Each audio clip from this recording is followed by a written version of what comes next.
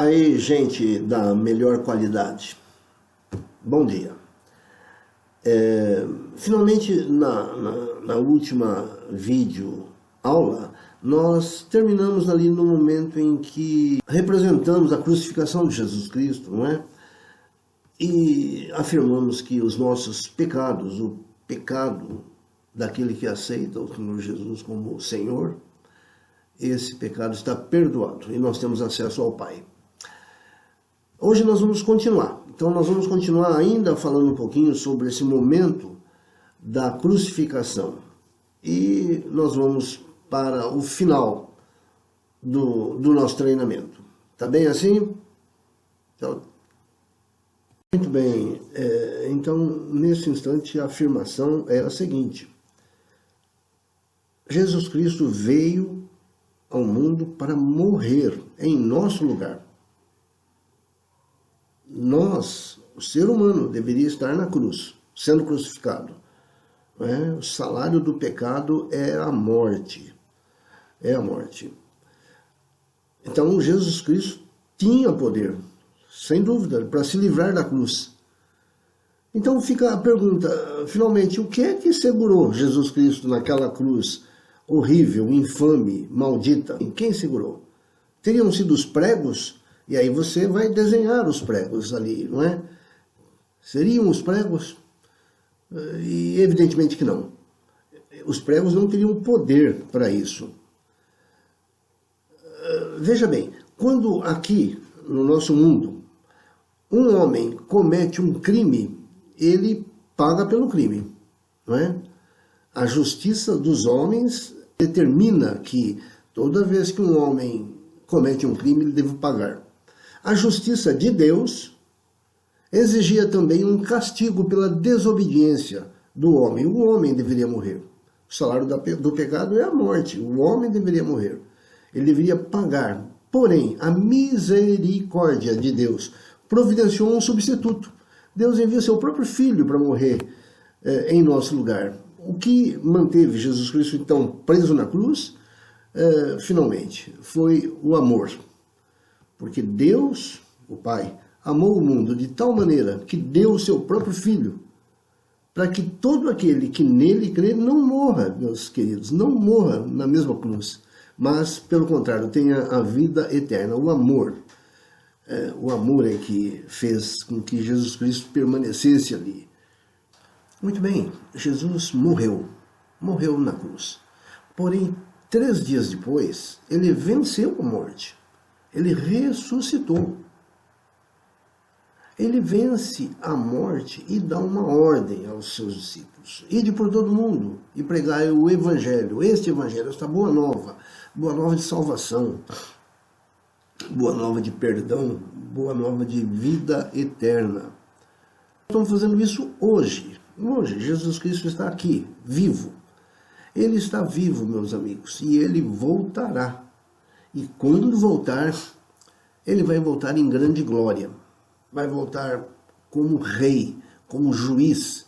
Ele há de julgar todos os povos. A Bíblia diz que todo joelho vai se dobrar e toda língua vai confessar que Jesus Cristo é Senhor.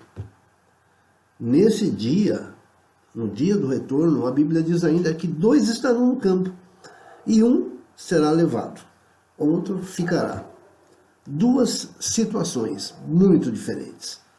Por isso nós vamos desenhar aqui 2 cruzes. Meus queridos, quando Jesus Cristo morreu, 2 ladrões, 2 pecadores, 2 malfeitores também foram crucificados, morreram ali junto com ele.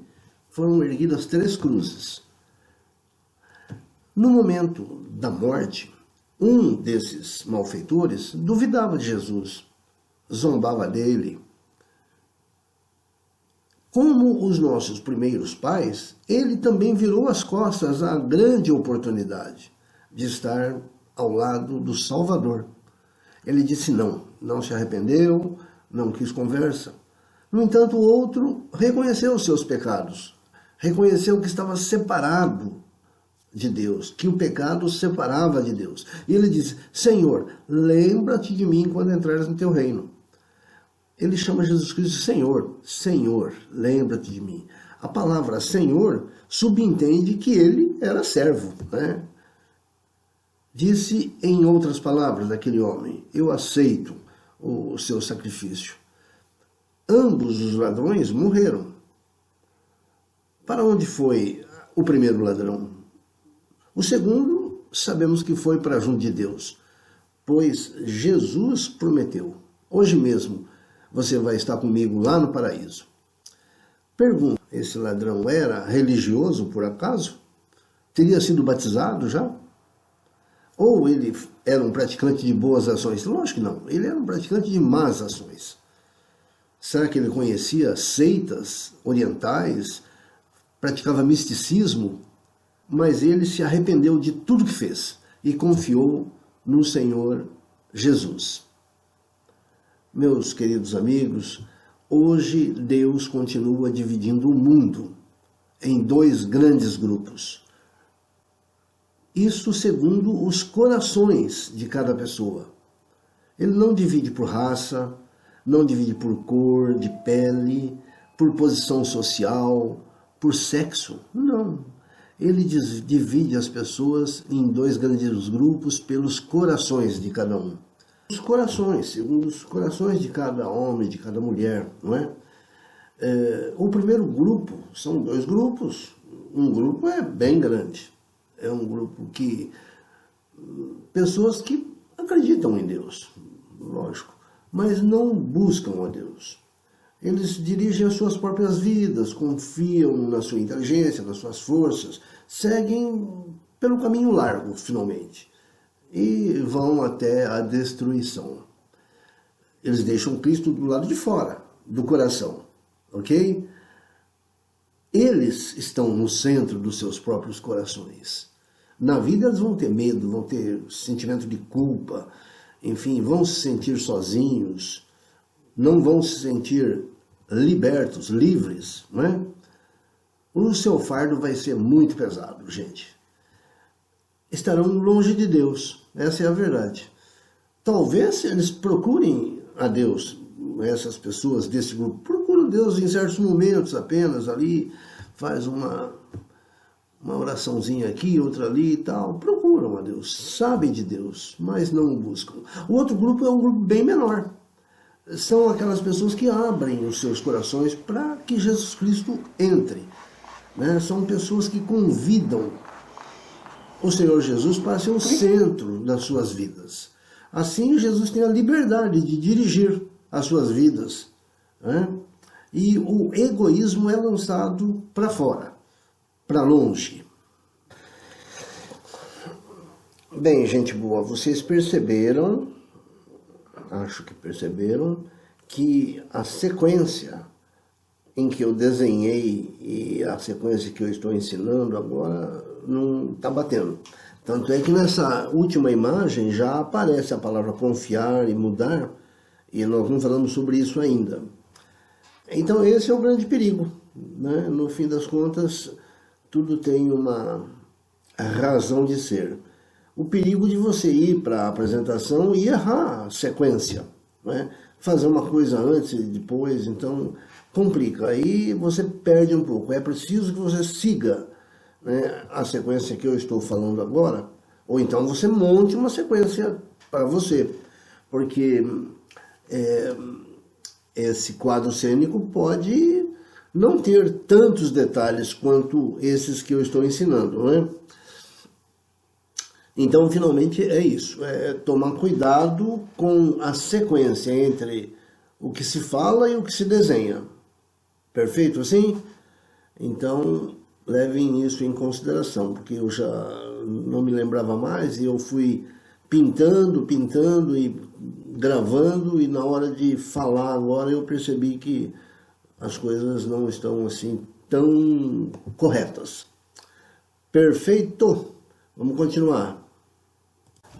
Bem, então, nós estamos chegando à conclusão que vivemos num mundo caído, um mundo problemático, um mundo de pessoas solitárias, um mundo de pessoas traumatizadas pelo medo, pela culpa, né? pessoas que, enfim, estão em conflito consigo mesmas e conflito também com a sociedade. Um mundo de escravidão, pessoas escravizadas pelos vícios, pelo pecado, finalmente. E esse mundo tem que mudar, precisa mudar.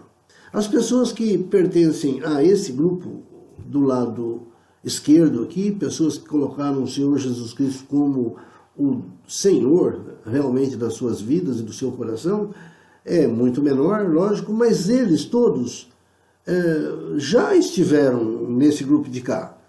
Eles tiveram que tomar uma decisão. Todos os que têm o Senhor Jesus Cristo no centro dos seus corações tomaram uma decisão um dia na vida. Nós precisamos entender e fazê-los entender de que o Espírito Santo de Deus é que nos convence do pecado. E então ele é que nos leva a tomar essa decisão. Esses homens e mulheres, eles permitiram que Deus mudasse as suas vidas. Tiveram seus corações amolecidos. Ao invés de continuarem seguindo os seus próprios desejos, eles mudaram, eles nasceram de novo. Jesus Cristo mudou o viver daquelas pessoas, todas. Cristo então lhes dá paz, amor, segurança, perdão, liberdade. Liberdade. Vocês serão livres em Jesus Cristo. Então, essa foi uma mudança, que ela se compõe de uma outra, que é ter fé, confiar. Confiar que Cristo é o Salvador da sua vida. A Bíblia diz que quem confiar em Cristo será adotado como filho de Deus. Os filhos de Deus são aqueles que têm fé em Jesus Cristo. Essas pessoas decidiram segui-lo. Cristo vive nos seus corações. Tomaram, portanto, posse de uma vida eterna, que já começou, mas ela será eterna. Meus queridos, é o momento do apelo agora. Então agora vocês terão que fazer o apelo. O que nós temos que dizer para as pessoas? Talvez você, meu amigo, seja uma pessoa que ainda não se decidiu a experimentar essa mudança maravilhosa. Quando Jesus voltar, muitos dirão, Senhor, Senhor, mas Jesus responderá, nunca vos conheci. Vocês perceberam que não adianta estar na igreja, é preciso sim ter um novo nascimento, ter fé, uma fé firme no Senhor e Salvador de nossas vidas. Será que Jesus conhece você, meu amigo, como um filho de Deus? Como está o seu coração? Quem ocupa o centro do seu coração?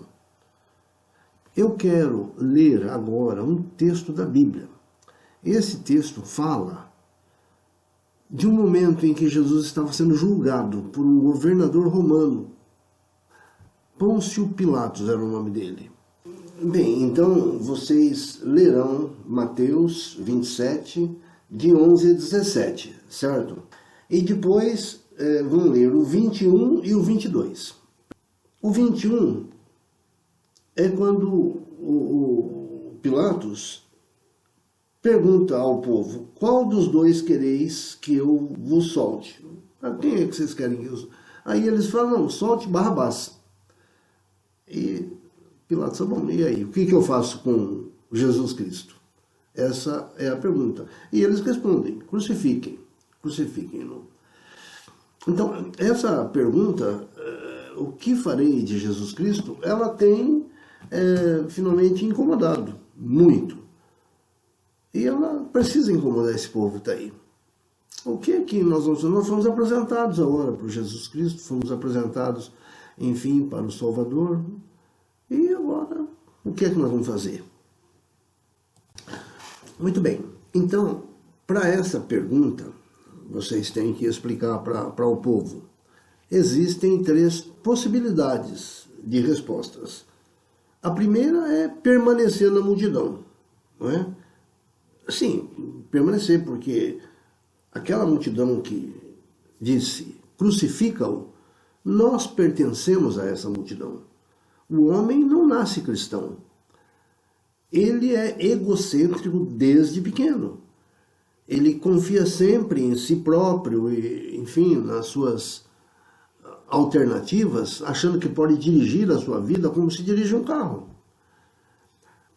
A segunda possibilidade de resposta é agir como Pôncio Pilatos fez, lavando as mãos, ficando em cima do muro. Não quero me envolver com isso. Só que essa resposta é impossível. Ficar indiferente, não decidir, é impossível. Jesus disse, quem comigo não ajunta, espalha. Portanto, são duas opções só. A seguinte é a melhor opção, melhor projeto de vida. Sim, eu aceito Jesus Cristo como o meu Senhor. Eu quero que Ele seja o motorista, que venha dirigir a minha vida. Eu quero ser feliz com Jesus. Assim, eu convido cada pessoa que está aqui, vocês é que vão dizer isso, não é verdade? Eu convido cada um de vocês a que baixem a cabeça e que pense que Jesus está à sua frente, como esteve lá à frente de Pilatos, e que agora cada um de vocês precisa tomar uma decisão. Lembre-se de que existem apenas duas opções. Você não pode lavar as mãos. Não se manifestar é a mesma coisa que negar, ok? Responda agora a pergunta que tem incomodado milhões de pessoas nesses últimos 2020 anos. A pergunta é, o que farei de Jesus? Meu amigo, eu não os conheço. Você vai dizer isso. Não sei dos problemas que cada um de vocês tem.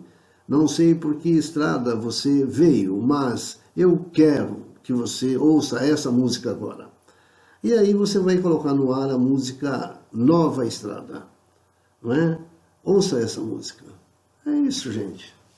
Muito interessante esse apelo. Eu apelo a vocês que façam um apelo. Tá ok? Deus abençoe cada um. E é isso aí.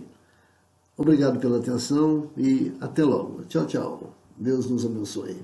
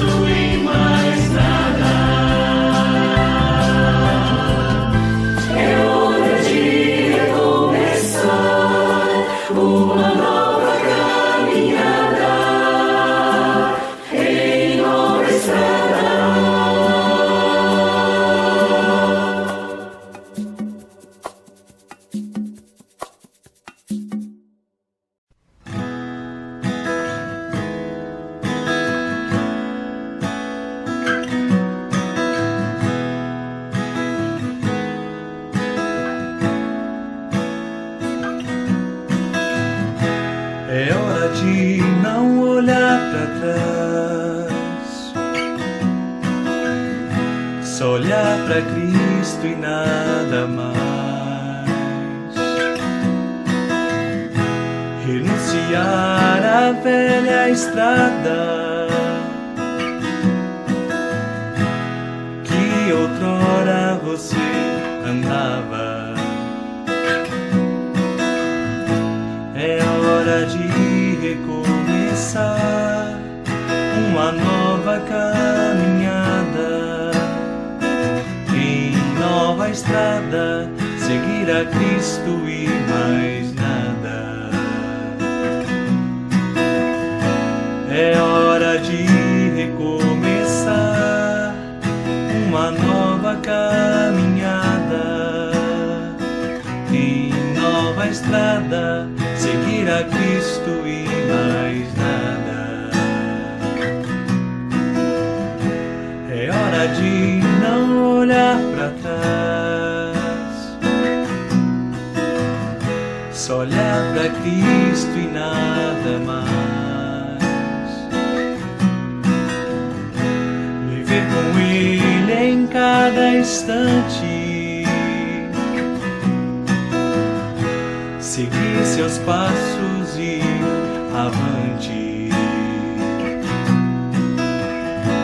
É hora de recomeçar uma nova caminhada, em nova estrada, seguir a Cristo e mais